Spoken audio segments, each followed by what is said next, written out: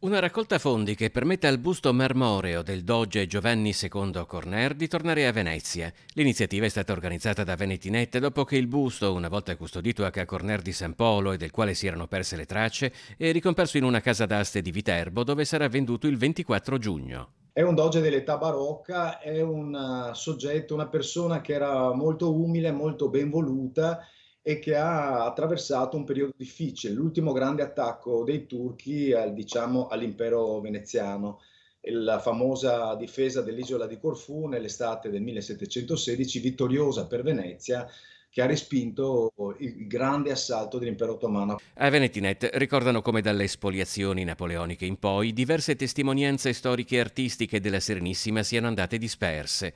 Diverse però potrebbero essere recuperate.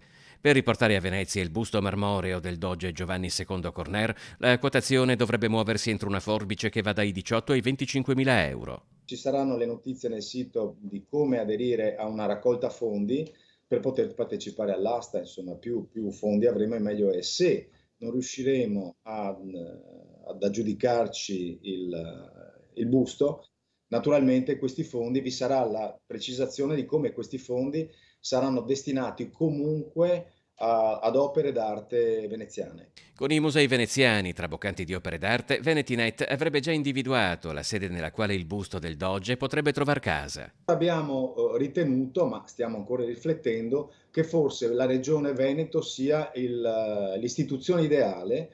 Ha dei luoghi come il Palazzo Grandi Stazioni che sono, diciamo così, spogli di iconografia storico-culturale e non sarebbe male che troneggiasse proprio nell'ambito di quel palazzo per ricordare a chi entra quali sono le origini della nostra civiltà.